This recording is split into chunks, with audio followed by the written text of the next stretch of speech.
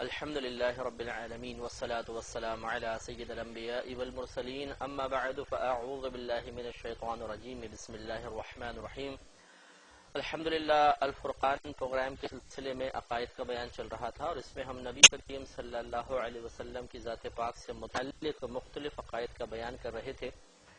پہلے ہم نے اس پروگرام میں توحید و شرک کے بارے میں تفصیل کلام کیا اور اب رسالت و نبوت کے بارے میں کلام تھا، جس کے ضمن میں نبی کریم صلی اللہ علیہ وسلم کا ذکر خاص طور پہ ہم کر رہے ہیں اور آپ کی ذات سے، آپ کی صفات سے متعلقہ جو عقیدہ ایک امتی کو رکھنا چاہیے اور جس کے ترک کی بنا پر کفر یا بدعت کا الزام لازم آ سکتا ہے، اس کا بیان چل رہا تھا. پچھلے پروگرامز میں ہم نے نبی کریم صلی اللہ علیہ وسلم کے اختیارات کے بارے میں آپ کی خدمت میں تفصیل بیان کیا تھا. اب انشاءاللہ کریم صلی اللہ علیہ وسلم کے علم غیب سے متعلق جو عقیدہ عوام کو رکھنا چاہیے، مسلمان کو رکھنا چاہیے، خواص کو رکھنا چاہیے کہ جو مسلمان ہے اسے نبی کریم صلی اللہ علیہ وسلم کے علم غیب کے بارے میں جو اعتقاد رکھنا ہوگا اسے ہم بالتفصیل عرض کریں گے. اور یہ بہت ہی اہم مسئلہ ہے کیونکہ علم غیب مصطفیٰ صلی اللہ علیہ وسلم کا مطلقاً انکار بھی بڑا خطرناک ہے. اس کا حکم بیان کریں گے اور اگر کوئی نبی کریم صلی اللہ علیہ وسلم کے علم غیب کے لیے غلط عقیدہ رکھے تب بھی وہ قابل گرفت ہوگا. تو اس پہلے کہ ہم نبی کریم صلی اللہ علیہ وسلم کے علم غیب، پہلے ہم غیب کے معانی جان لیتے ہیں، پھر یہ بتائیں گے کہ نبی کریم صلی اللہ علیہ وسلم اور دیگر انبیاء علیہ السلام کو بھی علم غیب حاصل ہو سکتا ہے، قرآن سے ثابت ہے، اور پھر انشاءاللہ عقائد کا بیان کا آغاز ہوگا. ویسے تو جب ہم نے پہلے توحید و شرک کے ضمن میں علم غیب کے بارے میں کلام کیا تھا تو اس کی تعریف اور مکمل طور پر اس کی وضاحت کر دی گئی تھی کہ غیب کسے کہتے ہیں، لیکن پھر بھی چونکہ یہ موضوع دوبارہ آیا ہے نبی کریم صلی اللہ علیہ وسلم کی ذات پاک کے اعتبار سے، لہٰذا دوبارہ عرض کر دیتے ہیں. چنانچہ یاد رکھیے کہ غیب اس پوشیدہ چیز کو کہتے ہیں کہ جسے حواس خمسہ یا عقل سے نہ جانا جا سکے، بلکہ صرف کوئی اللہ تبارک و تعالیٰ کی بارگاہ کا مقبول بندہ جو مومن ہو، مسلمان ہو، اس کے خبر دینے سے ہی اس کا علم حاصل ہو.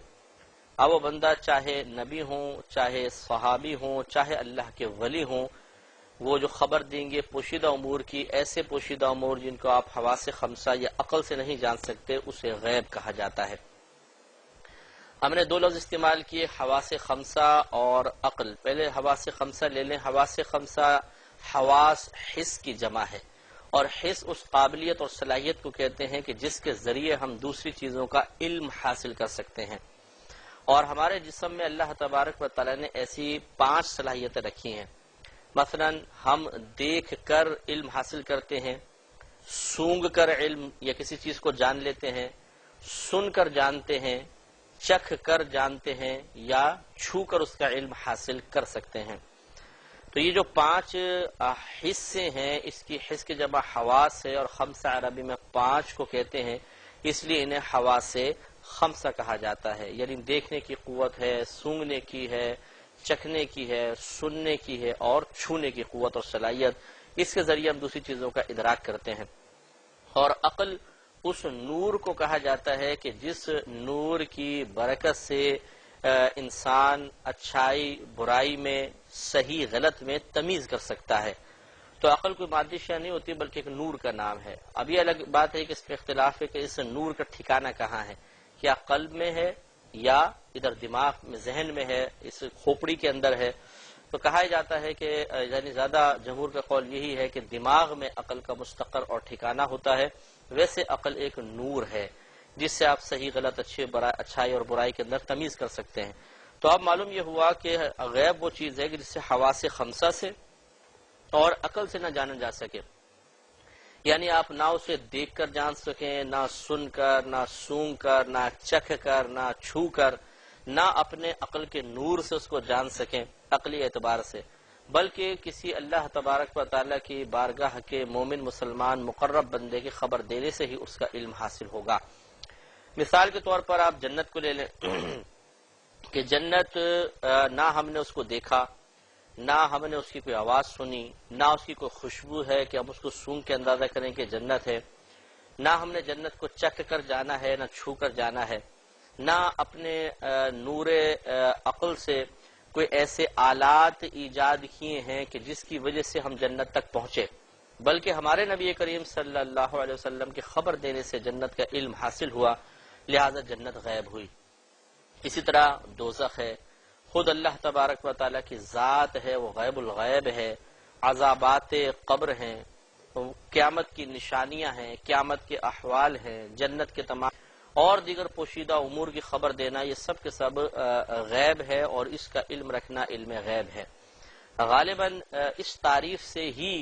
ثابت ہو جاتا ہے کہ نبی کریم صلی اللہ علیہ وسلم کو علوم غیبیہ سے نوازا گیا، اور دیگر انبیاء علیہم السلام کو بھی علوم غیبیہ حاصل ہوتے ہیں، کیونکہ وہ اپنی امت کو آ کر بتاتے ہیں کہ اگر تم ہماری اطاعت کرو گے تو جنت میں جاؤ گے اور یہ انعام ملیں گے، اگر تم ہماری نافرمانی کرو گے تو دوزخ میں جاؤ گے اور اللہ تبارک و تعالیٰ کا اس طرح عذاب تمہاری طرف متوجہ ہوگا۔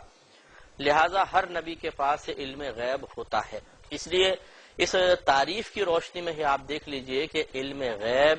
نبی کریم صلی اللہ علیہ وسلم کے لیے یقیناً ثابت ماننا پڑے گا۔ اگر نہیں مانیں گے تو اس کا مطلب ہے کہ نبی کریم صلی اللہ علیہ وسلم نہ جنت کے بارے میں جانتے ہیں، نہ دوزخ کے بارے میں، نہ عذابات قبر کے بارے میں، حالانکہ آپ سے یہ چیزیں ثابت ہیں اور آپ نے امت کو بتائی بھی ہیں۔ قرآن پاک سے چند اس کی دلیلیں سماعت فرمائے کہ اللہ تبارک و تعالیٰ نے علم غیب سے نوازا ہے، خصوصاً انبیاء علیہ السلام کو۔ چنانچہ سورہ آل عمران آیت نمبر 179 میں ہے، اللہ تعالیٰ ارشاد فرماتا ہے کہ وما کان اللہ لیطلعکم علی الغیب، اللہ تبارک و تعالیٰ کی یہ شان نہیں کہ اے عام لوگوں تمہیں غیب پر مطلع کر دے،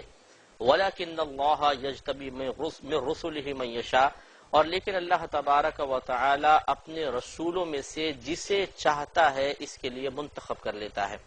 یعنی علم غیب پر مطلع کرنے کے لیے، غیب پر اطلاع دینے کے لیے اللہ تبارک و تعالی اپنے رسولوں میں سے جسے چاہتا ہے منتخب فرماتا ہے۔ سوال یہ پیدا ہوتا ہے کہ اللہ تبارک و تعالی کی یہ خبر سچی ہے یا جھوٹی؟ اگر کوئی کہے گا جھوٹی ہے تو وہ تو دائرہ اسلام سے خارج ہو جائے گا، اور اگر آپ سچا مانیں اور ماننا ہی پڑے گا تو یقینی سی بات ہے کہ پھر یہ بات ثابت ہو گئی کہ اللہ تعالیٰ اپنے رسولوں میں سے جسے چاہتا ہے غیب پر مطلع کرنے کے لیے منتخب فرما لیتا ہے۔ اسی طرح سورہ جن آیت نمبر 26 اور 27 میں اللہ تبارک و تعالی ارشاد فرماتا ہے کہ عالم الغیب، اللہ تبارک و تعالی غیب کا جاننے والا ہے، فلا یظہر علی غیبہ احدا، بس وہ کسی کو بھی اپنے غیب پر اطلاع نہیں دیتا ہے یا اپنا غیب اس پر ظاہر نہیں فرماتا ہے، الا من ارتضی من رسول، مگر جسے وہ منتخب کر لے رسولوں میں سے، جس کو وہ رسولوں میں سے وہ منتخب کر لے، اس کا انتخاب کر لے، اس کو چنے،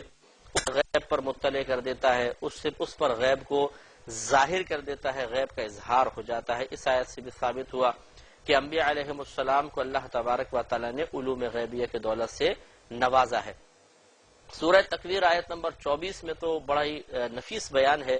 اللہ تبارک و تعالی نے نبی کریم صلی اللہ علیہ وسلم کے بارے میں ارشاد فرمایا کہ وما ہوا علی الغیب بضنین،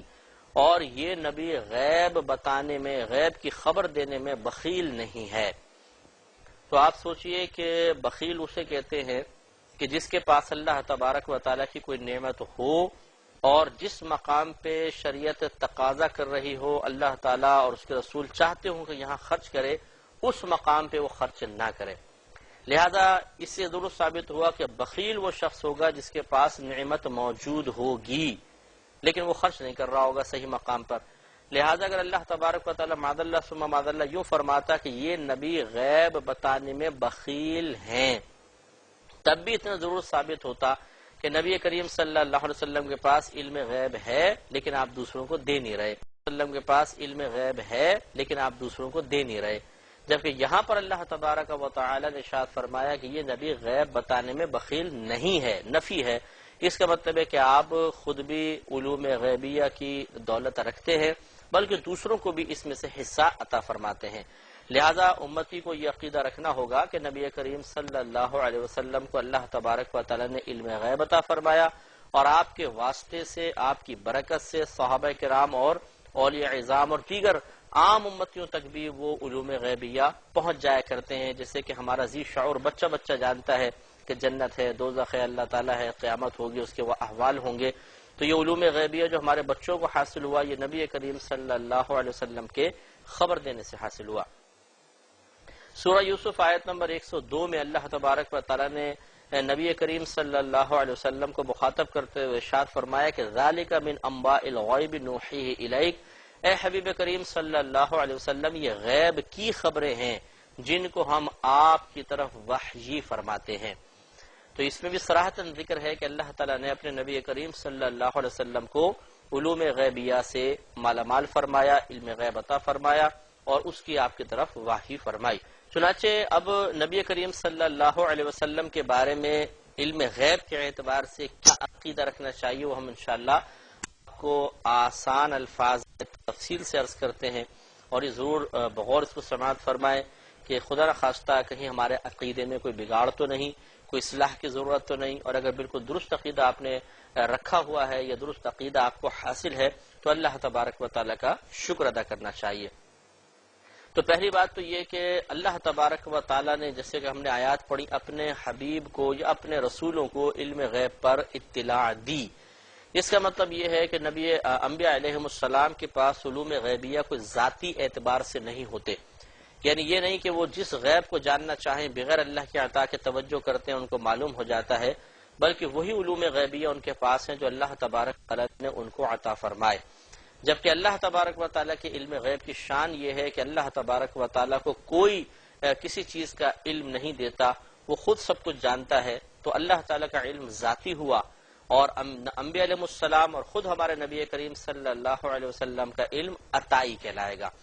تو لہٰذا پہلا عقیدہ تو یہ رکھیں کہ نبی کریم صلی اللہ علیہ وسلم کے پاس جو بھی علم ہے وہ صرف اللہ کا عطا کردہ ہے۔ اگر ایک ذرہ بھی کوئی یہ عقیدہ رکھے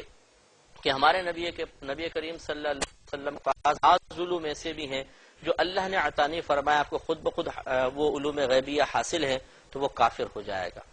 علم کا ایک ایک ذرہ صرف اللہ کی عطا سے ہی آپ کے پاس ہے، اگر اللہ تعالیٰ عطا نہ فرماتا تو یقیناً آپ کو اس کا علم حاصل نہ ہوتا۔ لہذا یہ عقیدہ رکھیے کہ اللہ نبی کریم صلی اللہ علیہ وسلم کے پاس جتنے بھی علوم غیبیہ ہیں وہ اللہ تعالیٰ کے عطا کرنا ہے۔ دوسرا عقیدہ یہ رکھنا ہوگا کہ نبی کریم صلی اللہ علیہ وسلم کا علم متناہی ہے، یعنی اس کی کوئی نہ کوئی انتہا ہے، حد ہے۔ یہ الگ بات ہے کہ آپ اور میری کم علمی اس وسعت کا احاطہ نہیں کر سکتی، اندازہ نہیں کر سکتی ہے کہ نبی کریم صلی اللہ علیہ وسلم کو اللہ نے کتنے علوم سے نوازا۔ تو ہم اپنے حق میں کہہ سکتے ہیں کہ بھئی نبی کریم کا علم تو لا متناہی ہے، لا محدود ہے، اس کی کوئی حد ہی قائم نہیں کر سکتا ہماری ذات کے اعتبار سے۔ لیکن اگر ہم نبی کریم صلی اللہ علیہ وسلم کے علم کے بارے میں غور و تفکر کریں اور اللہ تعالیٰ کے علم کے مقابلے میں اس کو دیکھیں گے تو یہ ماننا پڑے گا کہ اللہ تعالیٰ کا علم لا محدود ہوتا ہے اور نبی کریم صلی اللہ علیہ وسلم کے علم کی ایک انتہا ہے۔ لیکن یہ الگ بات ہے کہ ہم اس انتہا پر مطلع نہیں ہوئے، اس اعتبار سے ہم کہہ دیتے ہیں کہ نبی کریم کا علم لا متناہی ہے، غیر متناہی ہے، لا محدود ہے اپنے اعتبار سے۔ لیکن جب اللہ تعالیٰ کے علم کے مقابلے میں لائیں گے تو یہی عقیدہ رکھنا ہوگا کہ نبی کریم کا علم متناہی، محدود، اور اللہ تعالیٰ کا علم غیر متناہی، لا محدود ہے۔ تیسرا یہ کہ نبی کریم صلی اللہ علیہ وسلم کا علم حادث ہے۔ حادث بمعنی غیر قدیم، حادث اسے کہتے ہیں جو پہلے نہ ہو بعد میں پیدا ہو، اس کو حادث کہتے ہیں۔ اور اس کے مقابلے میں لفظ قدیم استعمال ہوتا ہے کہ جو ہمیشہ سے ہو، ایسا نہ ہو کہ پہلے نہیں تھا بعد میں ہوا، تو جو پہلے نہیں تھا بعد میں ہوا وہ حادث، اور جو ہمیشہ سے ہے وہ قدیم۔ تو ہماری یہ بحث گزر چکی ہے کہ جس طرح اللہ تبارک و تعالیٰ کی ذات قدیم ہے ایسے ہی اس کی صفات قدیم ہیں۔ تو علم بھی چونکہ ایک اللہ کی صفت ہے لہذا علم بھی قدیم ہوگا۔ تو اللہ تعالیٰ کا علم قدیم ہے اور نبی کریم صلی اللہ علیہ وسلم کا علم حادث ہے، یا غیر قدیم بھی آپ اس کو کہہ سکتے ہیں، یا ناؤ پید بھی کہہ سکتے ہیں، مخلوق بھی کہہ سکتے ہیں، کہ مخلوق وہی ہوتی ہے کہ جو پہلے نہ ہو سے تخلیق کیا جائے. تو اس لیے نبی کریم کا علم مخلوق ہے اور اللہ تبارک و تعالیٰ کا علم غیر مخلوق ہے. نبی کریم کا قدیم اللہ تعالیٰ کا غیر قدیم ہے. نبی کریم کا حادث اللہ تعالیٰ کا غیر حادث ہے. چوتھی بات یہ ہے، چوتھا عقیدہ اس میں یاد رکھیں کہ نبی کریم صلی اللہ علیہ وسلم کے علم پر فنا ممکن ہے، کہ وہ فنا ہو سکتا ہے، لیکن کیا یہ فنا واقع بھی ہوگی؟ واقع نہیں ہوگی. تو یہ پہلے بھی آپ کو اصول سمجھایا تھا، پھر ہم آسان الفاظ میں سمجھا دیتے ہیں کہ بعض اوقات ایک چیز کا وقوع ممکن تو ہوتا ہے، لیکن کیا یہ ممکن وجود میں بھی آئے گا؟ یہ ضروری نہیں ہے. جیسے یہ کاغذ پڑے ہوئے ہیں، یہ ممکن ہے میرے لیے کہ میں ان کو پھاڑ دوں اور ٹکڑے ٹکڑے کر کے رکھ دوں، یہ ممکن ہے، لیکن کیا یہ ممکن واقع بھی ہوگا؟ نہیں ہوگا، اس لیے کہ اس میں قرآن لکھا ہے، حدیثیں لکھی ہوئی ہیں، تو میں اس کو نہیں پھاڑوں گا. اسی طرح یہ بھی ممکن ہے کہ میں اس کو اٹھا کر کیمرے پہ مر دوں، پاسبل تو ہے، میرے لیے ممکن نہیں، ہلکا سا ہے، لگ سکتا ہے، یقینی بات ہے. تو خلاصہ کلام یہ ہوا کہ بعض چیزوں کا وقوع واقع ہونا ممکن تو ہوتا ہے، لیکن وہ چیزیں وقوع پذیر ہوتی نہیں ہیں. جیسے اس پوری کائنات کو اللہ تعالیٰ سونے کا بنا دے، ممکن ہے، لیکن کیا ایسا ہوگا؟ نہیں، ایسا نہیں ہوگا. کوئی ایسی غیبی خبر ہمیں نہیں نبی کریم صلی اللہ علیہ وسلم نے عطا فرمائی کہ جس کی روشنی میں ہم یہ کہہ سکیں کہ یہ زمین کبھی سونے کی بنے گی. تو اسی طریقے سے نبی کریم صلی اللہ علیہ وسلم کے علم پر فنا ممکن تو ہے، لیکن وہ فنا واقع کبھی نہیں ہوگی. یعنی حقیقتاً عملی طور پہ نبی کریم صلی اللہ علیہ وسلم کا علم کبھی فنا نہیں ہوگا. اور اس کی وجہ یہ ہے کہ خود قرآن عظیم میں اللہ تبارک و تعالیٰ نے آپ کے لیے ہر آنے والی گھڑی میں ترقی کا پیغام دیا ہے کہ وَلَلْآخِرَةُ خَيْرٌ لَكَ مِنَ الْأُولَى. اے حبیب کریم صلی اللہ علیہ وسلم، آپ کے لیے ہر آنے والی گھڑی پہلی والی گھڑی سے افضل ہے. لہٰذا آپ فضائل و کمالات و برکات کے اعتبار سے ترقی کرتے چلے جائیں گے، آپ کبھی تنزلی کی طرف نہیں آئیں گے. تو علم حاصل ہو کر واپس چھن جانا یہ تنزلی ہے، جبکہ قرآن خبر دے رہا ہے کہ اللہ تعالیٰ آپ کو لمحہ بلمحہ ترقیاں ہی عطا فرمائے گا، تنزلی آپ کی طرف توجہ نہیں کرے گی. اس کا مطلب یہ ہوا کہ نبی کریم صلی اللہ علیہ وسلم کے علم پر کبھی فنا واقع نہیں ہوگی. اب یہ سوال ضرور بیدار ہو سکتا ہے کہ پھر یہ عقیدہ رکھنے کی ضرورت کیا ہے کہ نبی کریم صلی اللہ علیہ وسلم کے علم پر فنا واقع ہو سکتی ہے، ممکن ہے، چاہے نہ ہو، واقع نہ ہو. اس کا جواب انشاءاللہ ہم ضرور دیں گے، لیکن اگلے پروگرام میں وآخر دعوانا ان الحمدللہ رب العالمین.